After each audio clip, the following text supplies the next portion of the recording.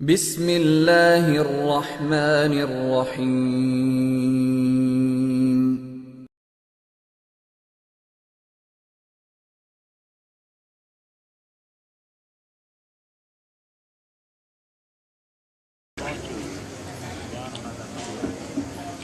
الحمد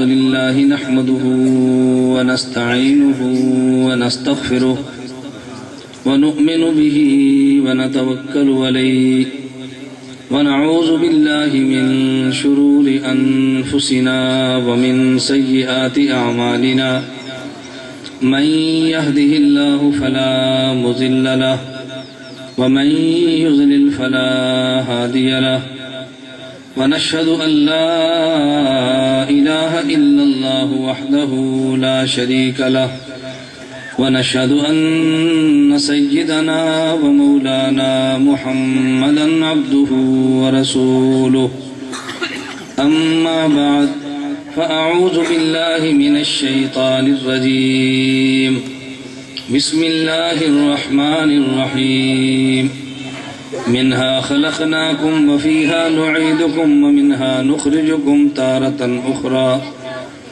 اللهم صل على محمد وعلى آل محمد كما صليت على إبراهيم وعلى آل إبراهيم إنك حميد مجيد اللهم بارك على محمد وعلى آل محمد كما باركت على إبراهيم وعلى آل إبراهيم إنك حميد مجيد۔ نہ میں کا ذکر نہ پینے کی بات کرتے ہیں، نہ میں کا ذکر نہ پینے کی بات کرتے ہیں، میں کہتے ہیں شراب کو، نہ میں کا ذکر نہ پینے کی بات کرتے ہیں، ہم اہل دل ہیں اور مدینے کی بات کرتے ہیں۔ نہ میں کا ذکر نہ پینے کی بات کرتے ہیں، ہم اہل دل ہیں اور مدینے کی بات کرتے ہیں۔ وہ مردہ دل ہے جو قائل نہیں حیات النبی کا، وہ مردہ دل ہے جو قائل نہیں حیات النبی کا، ہم زندہ دل ہیں اور جینے کی بات کرتے ہیں۔ معزز علماء کرام، میرے نہایت واجب الاحترام بزرگوں، مسلک اہل سنت والجماعت سے تعلق رکھنے والے غیور نوجوان دوستوں اور بھائیوں، ہمارے آج کے جلسے کا عنوان ہے عقیدہ حیات النبی صلی اللہ علیہ وسلم، اور میں نے حیات النبی صلی اللہ علیہ وسلم پر آپ کے شہر جتوئی میں خطابت نہیں کرنی، وکالت کرنی ہے، اور میں انشاءاللہ العزیز اس انداز میں مسئلہ سمجھاؤں گا کہ جس انداز پہ شاید آپ نے مجھ سے قبل کسی سے نہ سنا ہو۔ میں انشاءاللہ العزیز دلائل لاؤں گا، عقیدہ حیات سمجھاؤں گا، اور عموماً جب میں بیان سے قبل آیت کریمہ اپنے خطبے میں پڑھتا ہوں تو بعض اہل علم کو اشکال رہتا ہے کہ جس موضوع پر بیان ہے اس آیت کا اس موضوع سے کیا تعلق ہوگا، تو میں ان سے گزارش کرتا ہوں کہ آپ دلائل چلنے کا انتظار فرمائیں اور پھر اس کے بعد آپ سماعت فرمائیں کہ اس آیت کا عنوان سے تعلق کیا ہے۔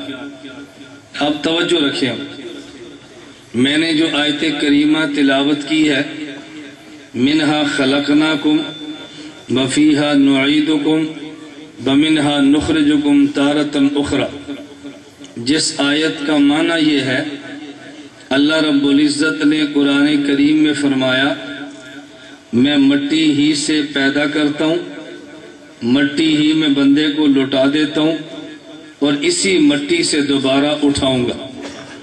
منہا خلقناکم وفیہا نعیدکم ومنہا نخرجکم تارۃ اخری۔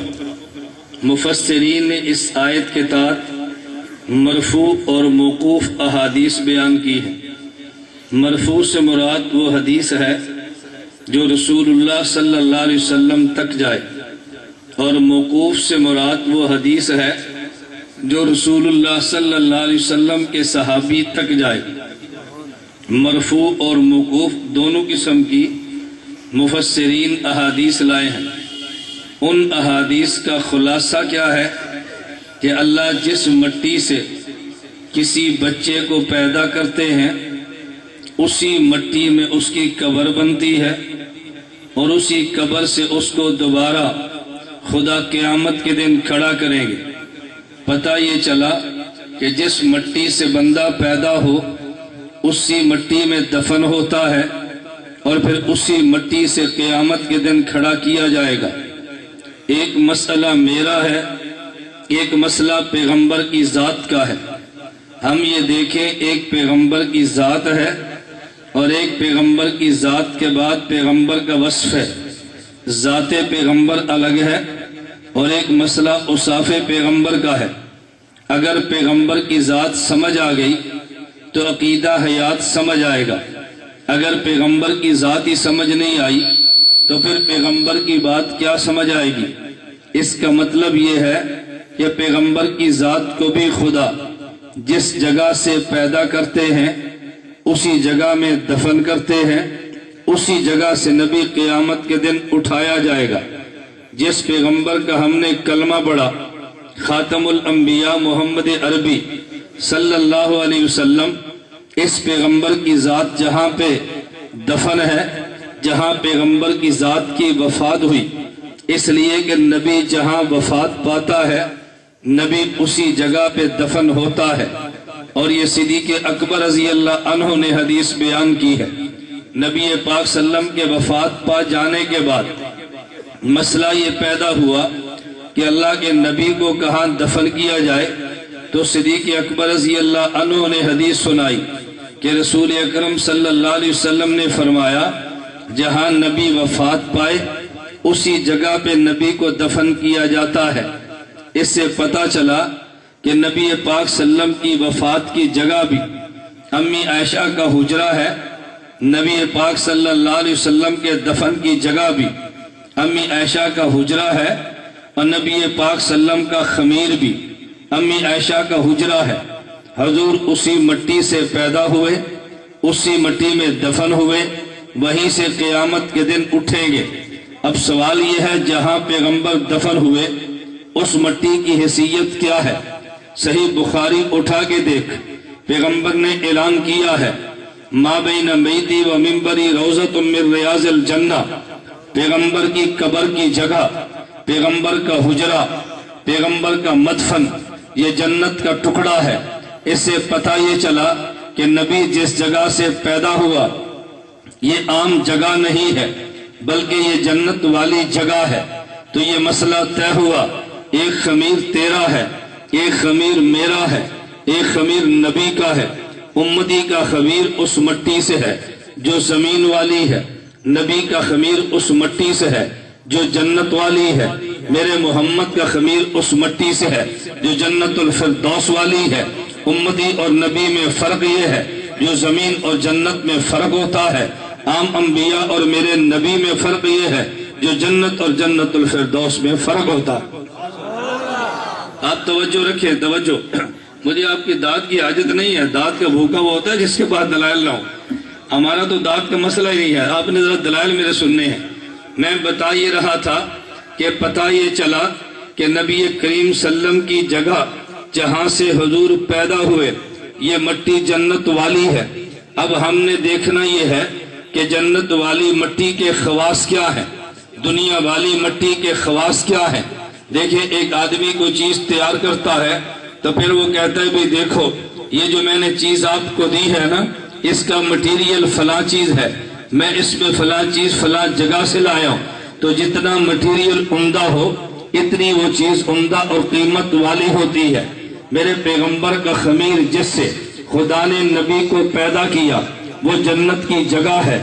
اس کا مطلب یہ ہے کہ میرے پیغمبر کا وجود یہ جنتی وجود ہے، میرے پیغمبر کا وجود یہ جنت کی مٹی سے بنا ہے، میرے پیغمبر کا وجود یہ زمین والا نہیں جنت والا ہے۔ تو چل ذرا دیکھتے ہیں کہ جنت کا وجود میں خاصیت کیا ہے، جنت کی مٹی کی خوبیاں کیا ہیں۔ جو خوبی جنت کی مٹی کی ہے وہ خوبی میرے پیغمبر کے وجود کی ہوگی، چونکہ بنا جو مٹی سے ہے۔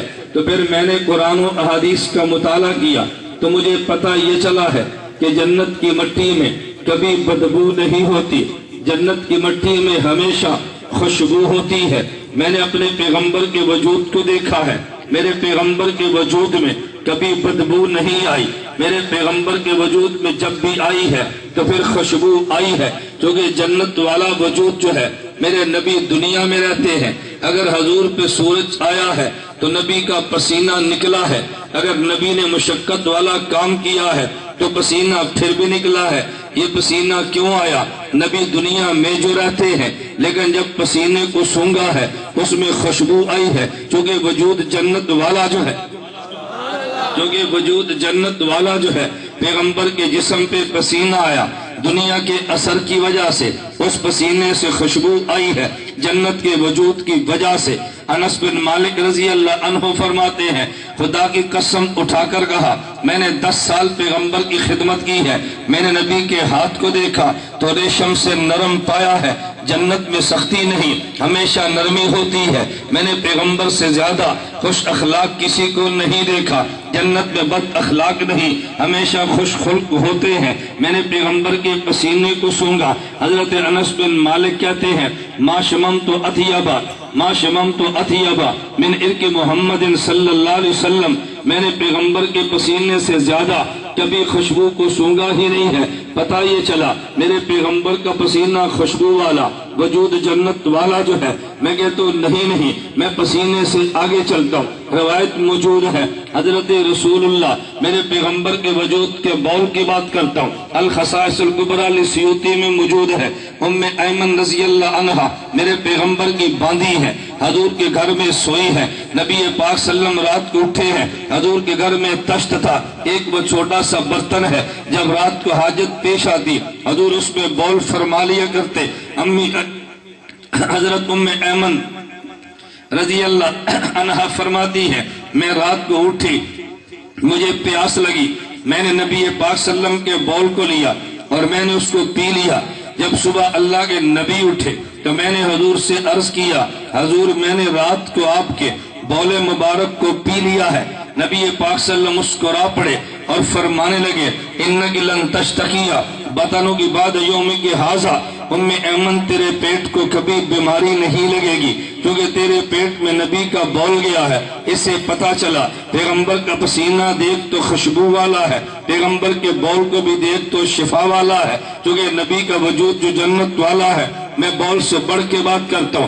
امی عائشہ رضی اللہ عنہا فرماتی ہیں، الخصائص الکبریٰ لسیوطی میں حدیث مبارک موجود ہے، امی عائشہ نے کہا، یا رسول اللہ آپ بیت الخلاء میں گئے ہیں، بیت الخلاء سے نکلے ہیں، میں آپ کے پیچھے بیت الخلاء میں گئی ہوں، لیکن عجیب بات یہ ہے، انی لم ارا شیئا، میں نے بیت الخلاء میں کچھ بھی نہیں دیکھا، الا انی اجد رائحۃ المسک اور رائحۃ طیب، حضور میں نے وہاں خوشبو سونگی ہے اور تو کچھ بھی نہیں تھا۔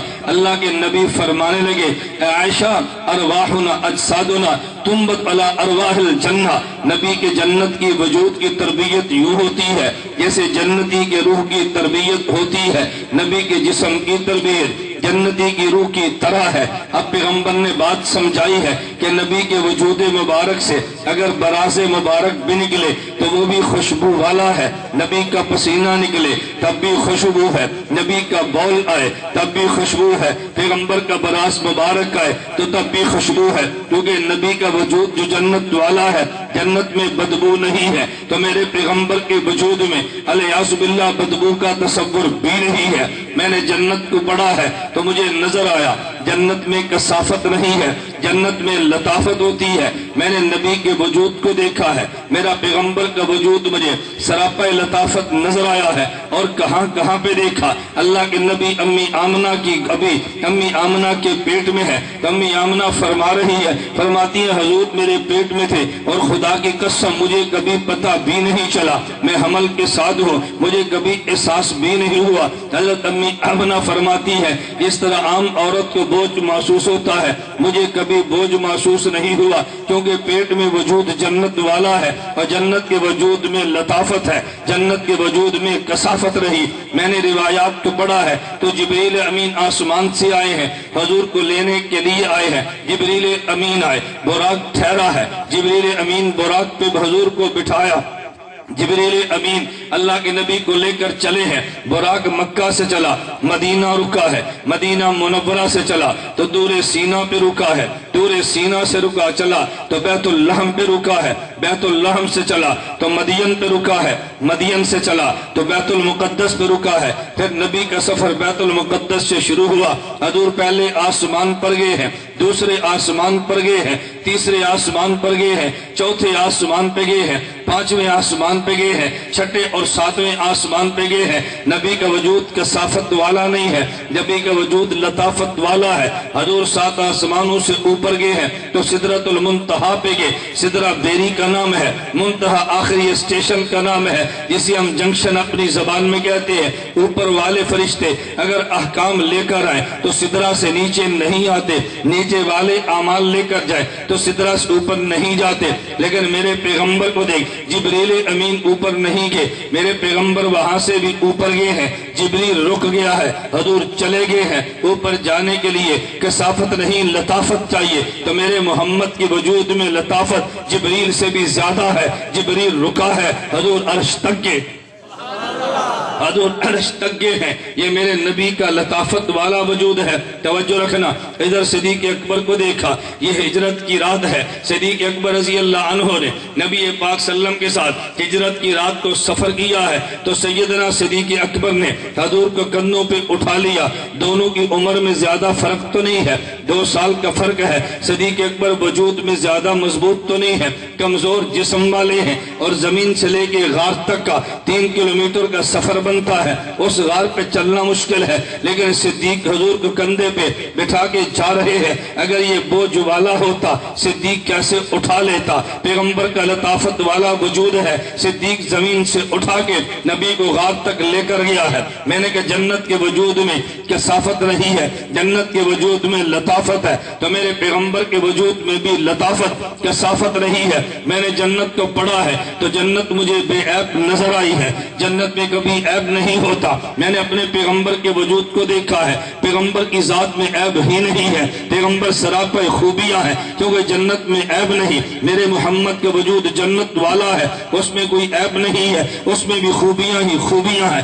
اس لیے اہل سنت کا عقیدہ ہے کہ جنت میں گناہ نہیں ہوتا۔ نبی کا وجود جنت والا ہے، نبی بھی گناہ نہیں کرتا، یہ جنت والا وجود ہے۔ بتا گناہ کرے گا کیسے؟ نبی کا جنت والا وجود ہے، یہ کبھی گناہ نہیں کرتا۔ بلکہ میں یہ نہیں کہتا نبی گناہ سے بچتا ہے، میں کہتا ہوں نہیں، خدا نبی کو گناہ سے بچاتا ہے۔ بچنا اور ہوتا ہے، بچانا اور ہوتا ہے۔ اس کی مثال دوں گا تاکہ تجھے بات سمجھ آئے۔ جب ماں کے پیٹ سے بچہ باہر آئے تو سردی سے بچتا ہے اور گرمی سے بچتا ہے، میں کہتا ہوں نہ یہ بچتا نہیں، اسے ماں بچاتی ہے۔ اگر بچہ خود آتا تو بچنا اس کے ذمے تھا، یہ خود نہیں آیا، اس کو ماں نے جنا ہے تو بچانا ماں کے ذمے ہے۔ اگر نبی اپنے سر پہ تاج نبوت رکھتا تو بچنا نبی کے ذمے تھا، نبی نے تاج نبوت رکھا نہیں ہے، خدا نے تاج نبوت سجایا ہے تو پھر پیغمبر کو گناہ سے بچایا۔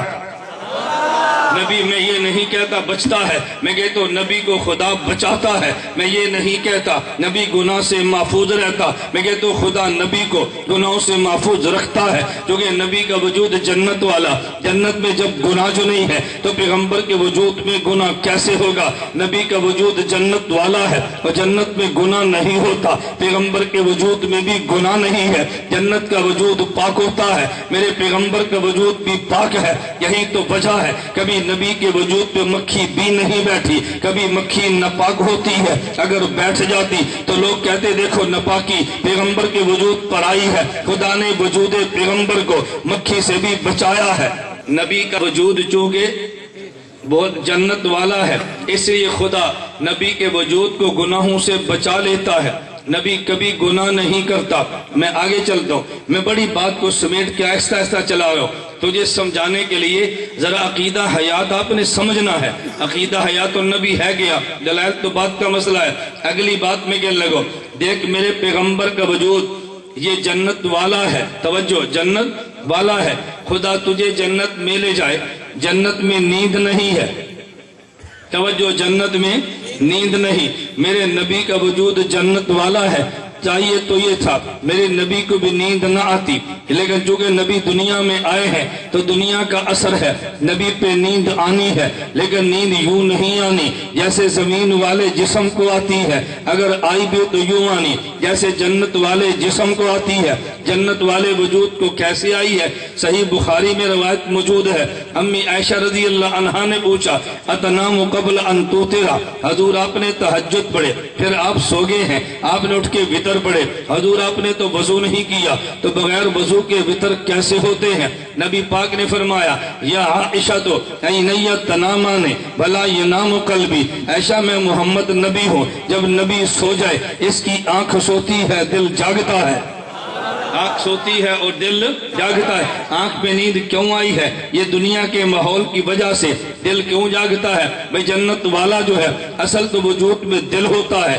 اللہ کے نبی نے فرمایا، آپ نے حدیث پڑھی ہے، اللہ ان فی الجسد مضغہ، ایک دل میں ٹکڑا ہے، اگر وہ ٹھیک ہے پورا بدن ٹھیک ہے، وہ خراب ہے تو پورا بدن خراب ہے۔ اللہ وحی القلب، دیکھو وہ دل ہوتا ہے، تو دل چونکہ پورے وجود کا مرکز ہے، دل مرکز بدن ہے، اس لیے اگر یہ مرکز جاگتا ہے اس کا مطلب وجود پہ اثر نہیں ہے، تو چاہیے تو یہ تھا نبی پہ نیند نہ آتی، لیکن نیند آئی ہے دنیا کے ماحول کی وجہ سے، لیکن دل جاگتا ہے اس لیے کہ پیغمبر کا وجود، توجہ، پیغمبر کا وجود جنت والا ہے۔ میں بتا یہ رہا تھا کہ جو کہ نبی کا وجود جنت والا ہے اس پہ بدبو بھی نہیں، نبی کا وجود جنت والا ہے اس میں نجاست بھی نہیں، نبی کا وجود جنت والا ہے اس میں کثافت بھی نہیں، نبی کا وجود جنت والا ہے تو نبی کے دل پہ نیند بھی نہیں۔ یہی وجہ کہ جب نبی سو جائے اور نبی کو خواب آ جائے تو وہ وحی ہوا کرتی ہے۔ نبی کی خواب کیوں وحی ہے؟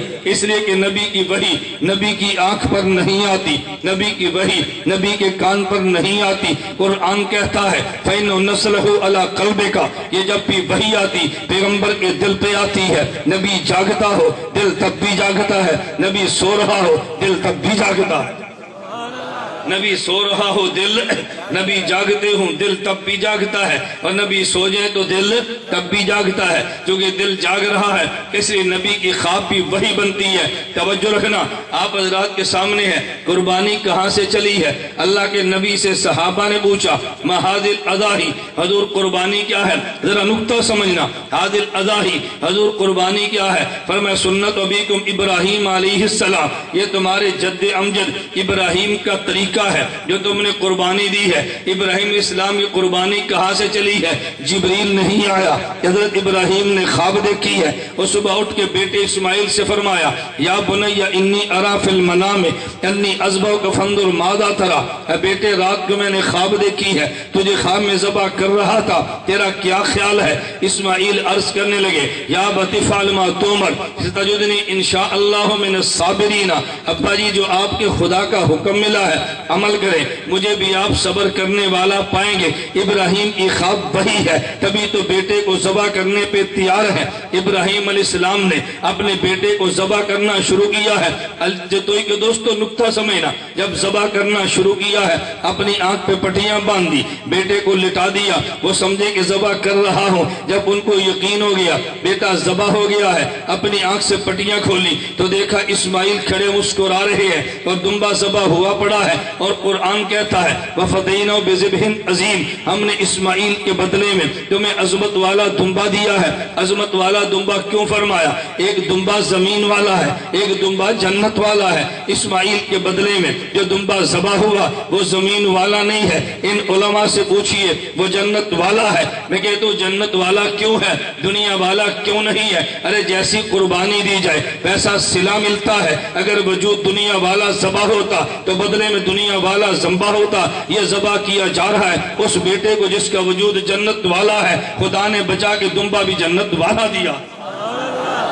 اسے پتہ یہ چلا اسماعیل السلام کا وجود چونکہ جنت والا ہے تو خدا نے بدلے میں دمبا کون سا دیا جو جنت والا ہے، اس لیے فرمایا وَفَدَيْنَاهُ بِذِبٍ عَظِيمٍ، ہم نے عظمت والا دمبا دیکھو تمہارے بدلے میں دے دیا ہے۔ تو چونکہ نبی کا وجود تھا اور جنت والا تھا، خدا نے اس کے بدلے میں جو جسم دیا دمبا وہ بھی جنت والا ہے۔ میں بتا یہ رہا تھا کہ نبی کی نیند پر نبی کی آنکھ پر نیند آتی ہے اور نبی کے دل پر نیند نہیں آتی، چونکہ نبی کا وجود جو جنت والا ہے۔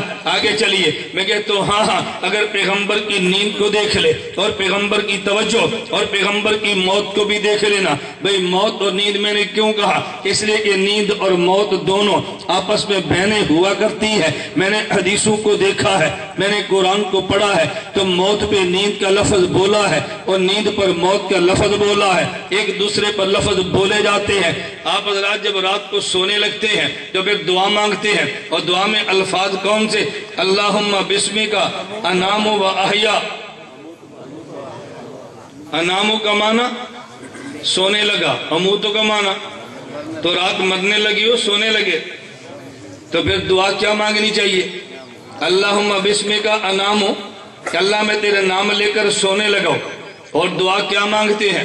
اللہم بسمک اموتو۔ تو پھر مان لینا چاہیے کہ نیند پر موت کا لفظ حدیث میں بولا گیا ہے، نیند پر موت کا لفظ بولا گیا ہے۔ دیکھو ہے نیند لیکن کہا اس کو موت، اور جب صبح اٹھے تو دعا مانگتے ہیں الحمدللہ الذی احیانا بعد ما اماتنا، رات مرے تو نہیں سوئے تھے تو دعا تو مانگنی چاہیے الحمدللہ الذی ایقظنا بعد ما انامنا، اللہ تیرا شکر ہے تو نے رات کو سلا دیا تھا، صبح تو نے جگا دیا ہے۔ لیکن دعا یوں نہیں مانگتے، دعا مانگتے الحمدللہ الذی احیانا بعد ما اماتنا۔ پتہ یہ چلا کہ نیند پر موت کا لفظ بولا جاتا ہے، توجہ، نیند پر موت کا لفظ بولا جاتا ہے۔ بالکل اسی طرح موت پر نیند کا لفظ بھی بولا جاتا ہے۔ جب بندہ قبر میں جائے، قبر میں دفن کر دیا جائے، حدیث مبارک میں ہے فرشتہ سوال کرتا ہے من ربوں کا، بتا تیرا رب کون ہے؟ من نبیوں کا، بتا تیرا نبی کون ہے؟ ما دینوں کا، بتا تیرا دین کیا ہے؟ بندہ جواب دیتا ہے ربی اللہ۔ توجہ، نیند پر موت کا لفظ بولو نا آیا ہے، اور موت پر نیند کا لفظ آیا ہے۔ میں اس پہ دلیل دینے لگا ہوں قرآن اور حدیث سے۔ لوگ کہتے ہیں جی حدیثیں نہیں پڑھتے، قرآن نہیں پڑھتے۔ ہاں یہ میں ضرور کہتا ہوں کہ غلط قرآن نہیں پڑھتے، وہ سمجھ آئی؟ قرآن پڑھتے ہیں لیکن غلط نہیں پڑھتے، ٹھیک قرآن پڑھتے ہیں، ہمیں غلط قرآن پڑھنا نہیں آتا۔ اللہ تعالیٰ حفاظت فرمائے جو سورے لگا کر یہ قرآن کا حشر کرتے ہیں نا، اللہ محفوظ رکھے۔ بس ہم قرآن پڑھتے ہیں لیکن غلط قرآن نہیں پڑھتے۔ میں کیا یہ رہا تھا کہ نیند پر موت کا لفظ آیا ہے، کہاں پہ؟ اللہم بسمک اموتو۔ آگے سنیے، اسی طرح موت پر بھی نیند کا لفظ آیا ہے۔